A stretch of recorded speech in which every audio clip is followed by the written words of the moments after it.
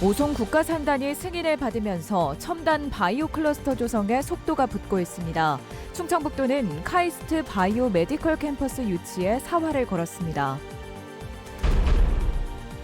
반도체 공장 공사 현장 주변의 불법 주차가 심각합니다. 인도를 점령해 사고 위험이 높은데 무엇이 문제인지 현장 취재했습니다.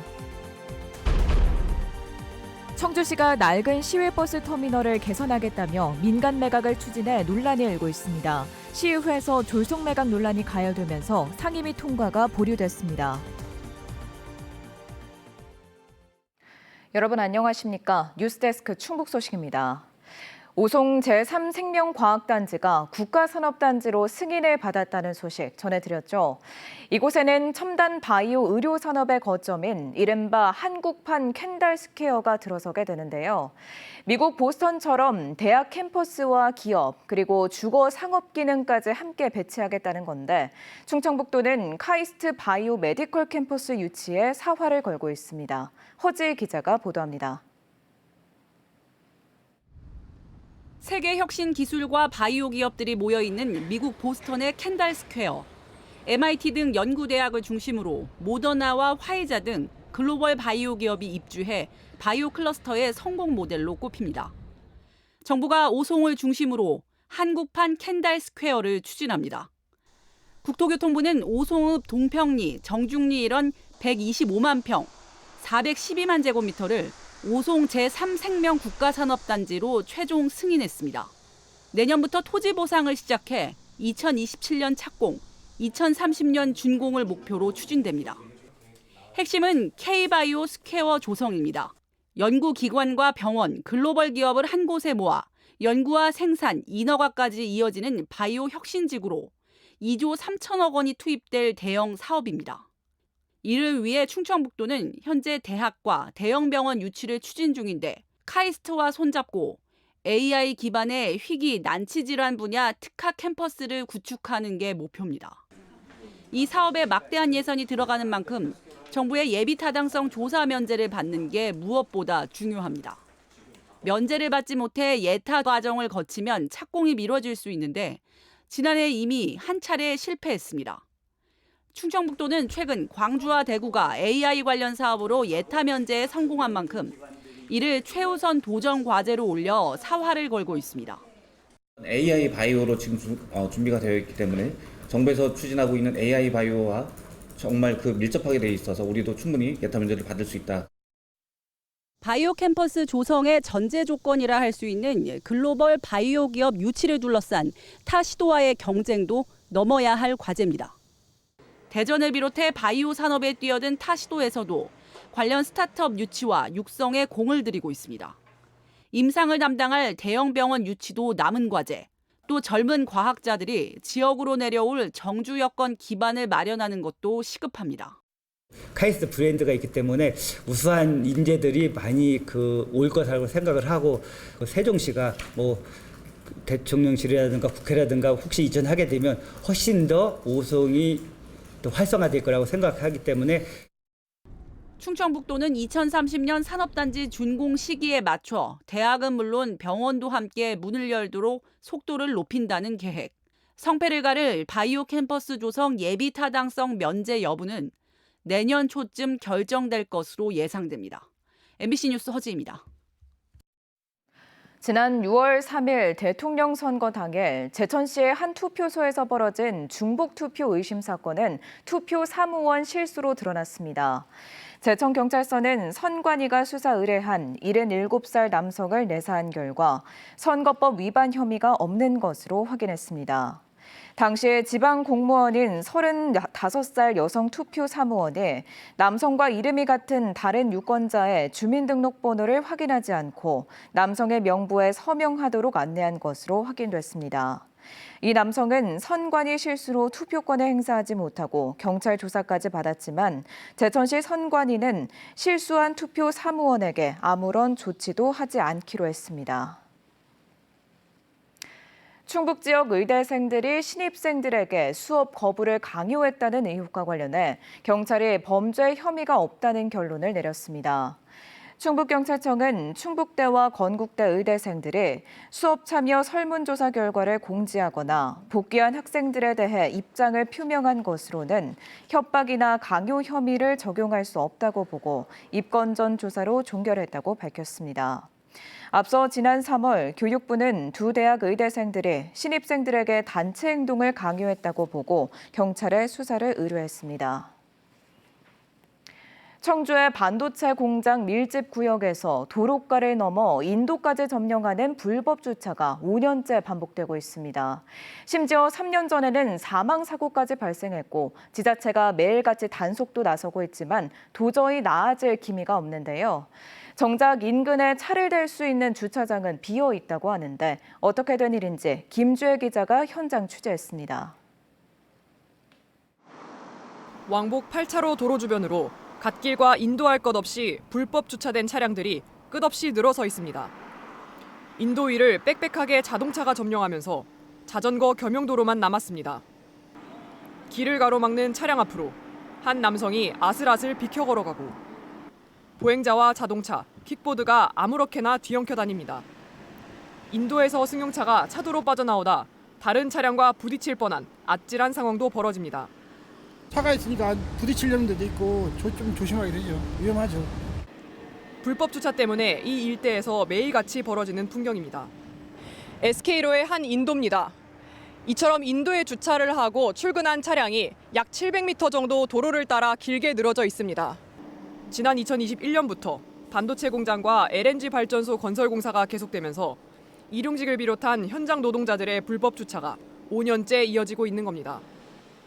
하루 5천 명 정도였던 건설 현장 노동자는 올해 들어 10,000명을 넘어서면서 불법 주차가 더욱 심해졌습니다. 지난 2022년에는 이곳에서 전동 킥보드를 타고 가던 40대가 불법 주차 차량을 피하다 굴착기와 충돌해 숨지는 사고까지 벌어졌지만 이후에도 나아질 기미가 없습니다. 갓길에 주차되어 있는 차량이 많아가지고 그 옆으로 이제 전동 킥보드가 지나가는데 옆에 이제 굴삭기가 운행 중인데 그걸 못 보고 하루에 100대 이상 지자체가 단속하지만 불법 주차는 끊이질 않습니다. 하루에 한 번은 출동을 단속을 하고 월 평균으로 따지면 주행형 같은 경우가 한 1,100대 정도, 한 2,200에서 2,300건 정도 단속을 하고 있습니다. 운전자들은 과태료를 내면서도 차 댈 곳이 없어서 어쩔 수 없다고 말합니다. 딱지를 끊어도 주차할 공간이 없으니까 사람들이 되는 거예요. 어쩔 수 없이. 공사를 발주한 SK 하이닉스의 넓은 주차장이 있지만 건설 현장 노동자들에게는 열어주지 않고 있습니다. 건설 노동자들의 주차 문제는 시공사인 SK 에코플랜트가 해결해야 한다는 겁니다. 뒤에다 대고 이제 걸어오는 거죠. 저희는 이게 있으니까 못 들어오니까. 부석은 주차장인가 뭐 써있어요. 근데 저희는 아마 해당이 안 되는 걸로 알고 있어가지고.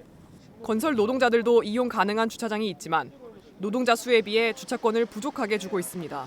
주차권이 없어요. 주차권이 아닙니다. SK에서 매장식이 분배를 하잖아요. 많이 붙였거죠. 이에 대해 시공사인 SK 에코플랜트는 주차장에 여유 공간이 있어도 노동자들이 불법 주차를 하는 경우가 많아 주차장 이용을 권장하고 있다고 밝혔습니다. MBC 뉴스 김주혜입니다.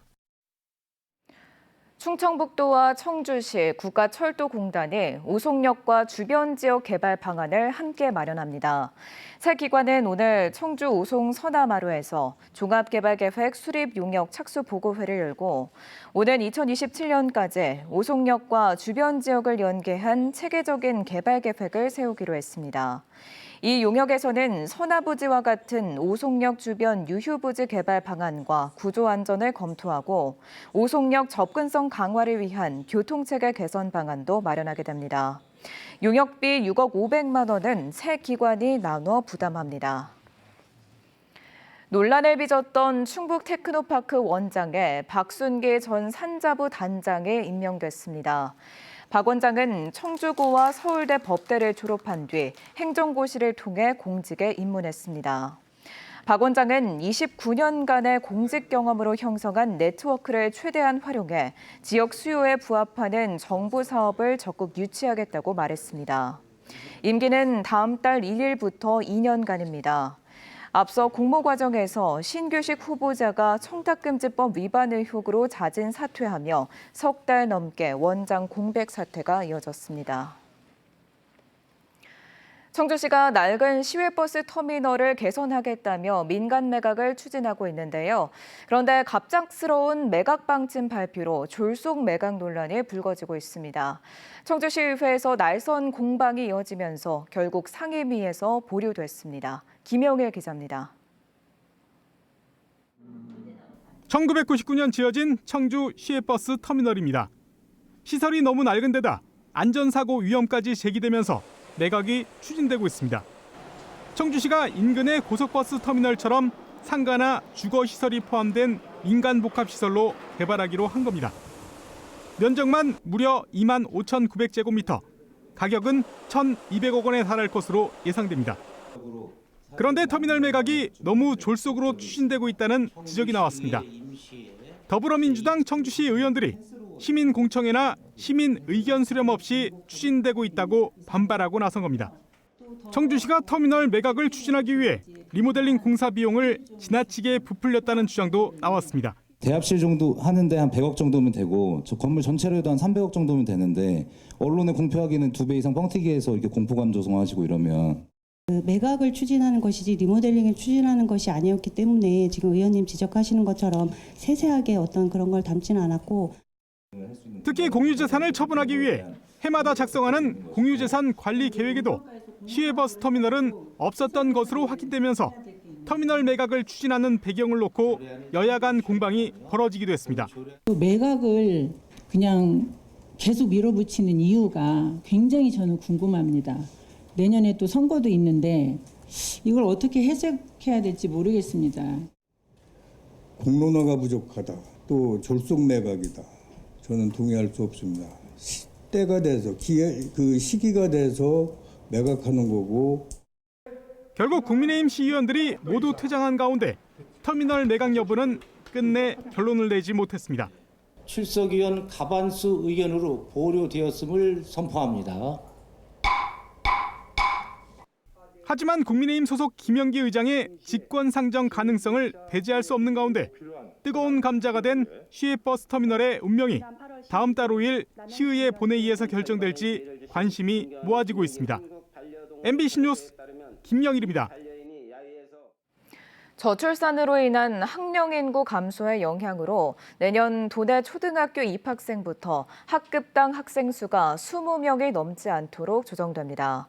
충북교육청은 내년 도내 초등학교 1학년 인원이 올해보다 900여 명이 줄어든 9,700여 명으로 예측된다며 학급당 학생 수를 올해보다 4명 줄여 20명이 넘지 않도록 할 계획이라고 밝혔습니다.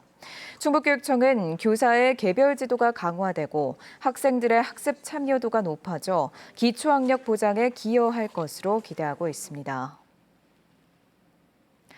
유치장에서 난동을 부린 피해자를 경찰이 폭행했다는 의혹이 나와 충북경찰청이 조사에 나섰습니다. 충북경찰청은 지난 18일 새벽 4시쯤 유치장에 구금된 50대 피해자가 난동을 부리자 머리를 때린 혐의로 모 경찰서 경감에 대해 감찰을 벌이고 있다고 밝혔습니다. 이 피해자는 망상 증세로 행인을 드라이버로 찌르고 출동한 경찰관에게 이를 휘두른 혐의로 체포된 상태였습니다. 해당 피해자는 정신착란 증세로 난동을 부렸다며 처벌을 원하지 않는다고 밝힌 것으로 전해졌습니다.